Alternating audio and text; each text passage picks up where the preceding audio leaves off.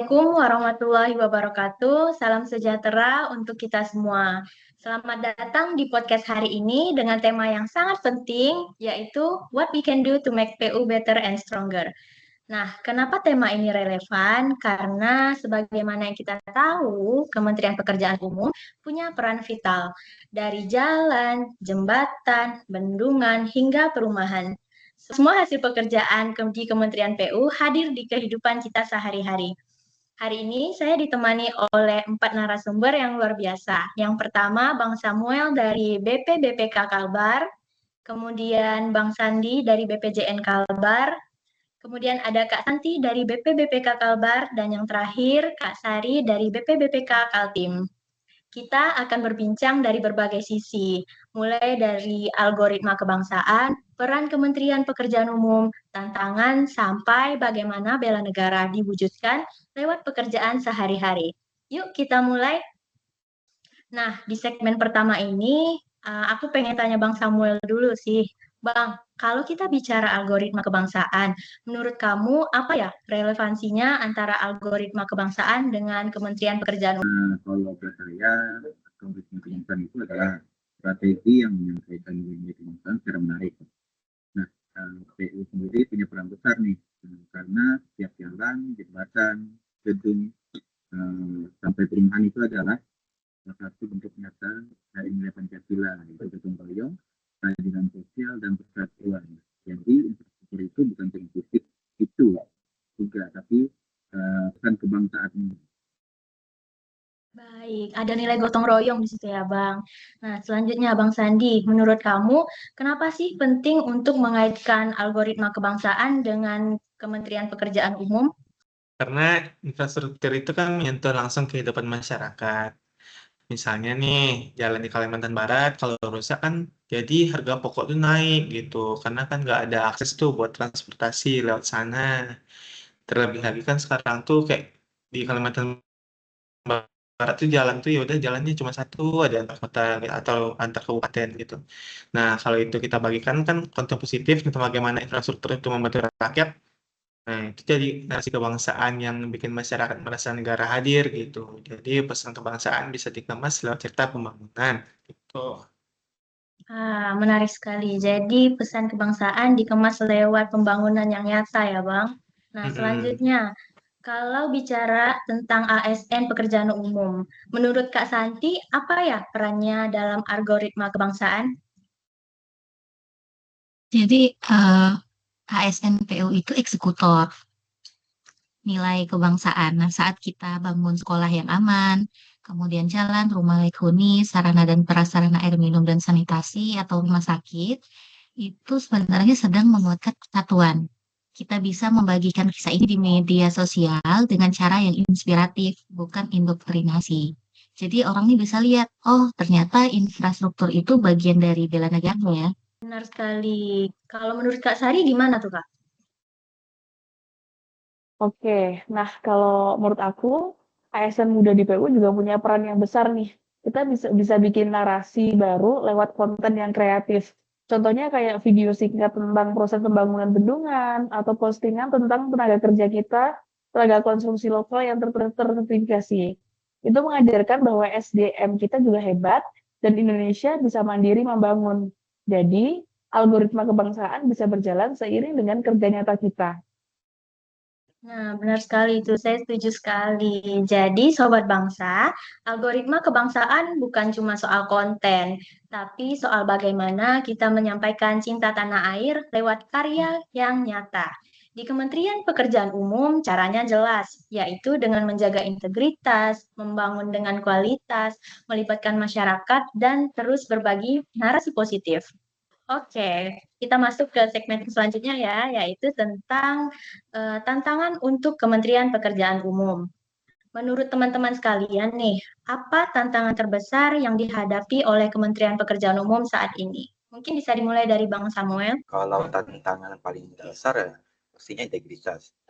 Nah, kita punya teknologi yang canggih, tapi tanpa integritas hasilnya ya tidak maksimal. Kualitas pekerjaan juga bisa menurun kalau ada kompromi di lapangan. Itu Mbak Salma. Benar-benar sekali. Kalau menurut Bang Sandi gimana, Bang? Kalau di Kalimantan Barat sendiri ya, terkhususnya itu tantangan terbesarnya memang geografis sih. Kayak banyak rawa, sering banjir, dan akses jalan yang terbatas gitu. Jadi membangun infrastruktur di sini jelas nggak bisa disamakan dengan pulau di Jawa, karena harus ada inovasi supaya pekerjaannya lebih efisien, tepat mutu, dan tepat waktu. Gitu. Benar banget. Gimana? Kalau dari Kak Santi gimana perspektifnya nih? Ya, kalau menurut aku ya tadi tantangan terbesar yang dihadapi PU itu tidak hanya masalah teknis ataupun geografis. Jadi Kementerian PU saat ini juga memiliki tantangan terhadap kesadaran masyarakat. Karena saat ini banyak infrastruktur yang rusak bukan karena kesalahan konstruksi, melainkan karena kurangnya pemeliharaan dan kepedulian dari masyarakat. Oleh karena itu, tugas dari Kementerian PU ini tidak terhenti pada merancang dan membangun, tetapi juga mencakup edukasi masyarakat untuk memelihara dan menjaga hasil pembangunan. Karena infrastruktur yang tangguh itu hanya akan bertahan jika dijaga bersama oleh negara dan masyarakat. Itu, Mbak. Wah, benar banget nih, menarik dari perspektifnya Kak Santi. Oke, selanjutnya Kak Sari bagaimana? Kalau di BPBPK, tantangan kami adalah pemerataan kompetensi tenaga kerja yang tersertifikasi. Karena masih banyak nih pekerja yang belum tersertifikasi. Padahal mereka kan ujung tombak di lapangan tuh. Kalau kualitas SDM-nya tidak merata, maka hasil pembangunannya juga tidak bisa maksimal. Jadi ini PR kita bersama saat ini. Begitu. Oke, jadi kesimpulannya tantangan kita ini berbagai macam ya, mulai dari integritas pribadinya masing-masing, kemudian kondisi geografis Indonesia yang begitu beragam, kemudian juga kesadaran masyarakat dan kompetensi SDM konstruksi yang terverifikasi dan atau terverifikasi. Pertanyaannya adalah selanjutnya yaitu what we can do to make PU better and stronger. Kalau begitu, menurut kalian, apa langkah nyata yang bisa kita lakukan nih untuk membangun PU supaya PU menjadi lebih baik dan lebih kuat? Kalau menurut saya sih kunci paling utamanya ya pastinya integritas. Karena setiap pegawai harus berani berkata tidak pada pelanggaran, baik itu sekecil apapun, karena itu akan menjadi fondasi yang pertama bagi seorang ASN. Betul banget, integritas ya. Selanjutnya, Bang Sandi, menurut Bang Sandi bagaimana? Kalau menurut saya sih kita juga perlu inovasi gitu, teknologi konstruksi hijau, pemanfaatan material lokal, dan desain yang adaptif dengan kondisi geografis gitu sih. Menarik. Teknologi dalam inovasi, inovasi dalam teknologi gitu ya. Kemudian Kak Santi, menurut Kak Santi bagaimana itu? Ya, kalau menurut aku hubungan dengan masyarakat juga perlu diperkuat. Kita tidak hanya membangun infrastruktur, tetapi juga membangun kepercayaan. Karena tanpa hubungan yang kuat dengan masyarakat, pembangunan yang kita lakukan ini akan kehilangan maknanya. Benar banget itu. Nah, yang terakhir Kak Sari, menurut Kak Sari apa nih langkah nyata yang bisa kita lakukan? Oke, kalau dari aku fokusnya peningkatan kapasitas SDM-nya. Kita perlu memperluas akses pelatihan, sertifikasi, dan pendampingan bagi tenaga kerja instruksi, konstruksi di seluruh daerah gitu ya. Dengan begitu, standar kualitas pembangunan bisa seragam, tidak hanya di kota besar, tapi juga di daerah terpencil. Wah, benar banget. Luar biasa banget ini jawaban dari teman-teman sekalian. Sekarang kita masuk ke pembahasan yang lebih mendalam, yaitu bagaimana semua ini bagian dari bela negara. Yang pertama, menurut teman-teman, sebagai ASN di Kementerian Pekerjaan Umum, apa itu makna bela negara dan bagaimana aplikasinya? Bang Samuel, silakan. Baik, Mbak Salsa, mungkin kalau bela negara bagi saya ya, sebagai ASN di Kementerian PU adalah pastikan setiap rupiah yang dibelanjakan oleh negara itu kembali untuk rakyat. Karena kalau ada proyek yang tidak sesuai standar, kita harus berani menolak. Itu adalah bagian dari jaga kedaulatan negara. Nah, begitu. Kalau bela negara versi Bang Sandi nih, seperti apa? Kalau bela negara versi saya adalah kita tuh menjaga konektivitas. Jalan yang terhubung membuat distribusi logistik jadi lancar. ekonominya pun tumbuh, dan kesenjangan pun berkurang. Jadi setiap kali kita memperbaiki jalan rusak, sebenarnya kita sedang menjaga ketahanan bangsa. Gitu ya, ada korelasinya antara perbaikan infrastruktur dengan menjaga ketahanan bangsa. Nah, kalau Kak Santi, menurut Kak Santi bagaimana? Bagi saya, bela negara itu menghadirkan layanan yang nyata. Misalnya, kegiatan rumah layak huni bagi keluarga miskin atau air bersih untuk desa terpencil. Nah, ini membuat rakyat merasa negara hadir untuk mereka. Benar sekali. Nah, Kak Sari, bagaimana? Oke, kalau bagi saya gitu ya, bela negara berarti memastikan tenaga kerja konstruksi yang di lapangan punya kompetensi yang benar. Kalau tenaga kerja tersertifikasi, hasil bangunan lebih kokoh, lebih aman, dan melindungi masyarakat tentunya. Itu cara kami membela dan menjaga masyarakat sekaligus membela negara. Baik, menarik semua ini. Nah, kalau besok pagi diminta untuk menunjukkan aksi bela negara nih, kira-kira apa sih yang akan kalian lakukan? Mulai dari Bang Samuel, silakan. Nah, kalau besok pagi ya, pastinya sama saya lakukan yang sehari-hari ya. Saya akan memastikan kalau laporan teknis proyek tetap objektif, tanpa intervensi, uh, kecil, tapi dampaknya di suatu saat akan besar. Setuju. Kalau Bang Sandi, bagaimana di BPJN?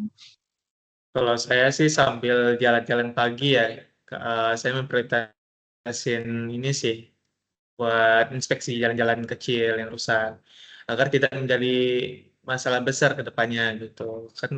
Karena kan keselamatan masyarakat itu kan harus nomor satu. Benar banget. Masyarakat harus tetap nomor satu ya. Kalau Mbak Santi bagaimana Mbak di BPBPW? Ya, kalau saya akan melakukan sosialisasi sederhana ke masyarakat tentang pentingnya merawat infrastruktur. Karena tadi kan masalah utama kita itu masyarakat kurang kesadarannya untuk merawat infrastruktur. Sehingga kalau masyarakat udah bisa merawat infrastruktur dan ikut menjaga, usia bangunan ini akan lebih panjang. Nah, benar banget itu. Kalau menurut versi Mbak Sari, gimana nih? Kalau menurut versi aku gitu ya, aku bakal memastikan pelatihan dan sertifikasi tenaga konstruksi itu berjalan sesuai dengan jadwal. Dengan begitu, mereka bisa langsung menerapkan ilmunya di proyek yang sedang dikerjakan. Oke, keren banget nih aksi nyata teman-teman sekalian. Nah, di balik aksi nyata ini tentu ada tantangan dan keteguhan. Tetap ada godaan dan tekanan di lingkungan kerja. Nah, bagaimana caranya agar tetap bisa teguh? Mulai dari Bang Samuel. Agar tetap teguh ya, sama pegang prinsip lebih baik tidak populer daripada mengkhianati negara. Wah, keren. Selanjutnya Bang Sandi. Saya selalu ingat kalau jalan rusak itu langsung menyakiti hati rakyat. Jadi itu pengingat saya untuk bekerja dengan benar. Baik, kalau Kak Santi. Kalau saya ini kembali ke nurani, karena tugas ini bukan sekedar memenuhi target pembangunan, tetapi memastikan bahwa rakyat kecil merasakan manfaatnya. Ketika mereka terbantu, ketika akses menjadi lebih mudah, ketika hidup mereka sedikit lebih layak, itulah tanda bahwa kita berada di jalan yang benar. Benar banget, relate banget ini ya. Kemudian yang terakhir Kak Sari, bagaimana? Kalau kami, tantangannya seringkali keterbatasan SDM dan kecepatan kerja. Tapi saya selalu percaya menjaga kualitas itu harga mati. Lebih baik sedikit terlambat daripada hasilnya membahayakan masyarakat. Nah, benar banget. Ujung-ujungnya juga kembali ke dampaknya terhadap masyarakat ya. Nah, selanjutnya, bagaimana aksi bela negara di saat kita mengalami kondisi krisis seperti saat terjadi banjir atau bencana alam? Bang Samuel, silahkan. Kalau kondisi krisis, pastinya dalam kondisi krisis itu pastinya integritas diuji. Jangan sampai proyek darurat jadi ajang untuk mencari keuntungan. Dari kitanya harus tetap bersih. Oke, Bang Sandi. Saat banjir, Kami harus volunteer apa sih, soalnya buat memastikan jalan bisa dilalui logistik.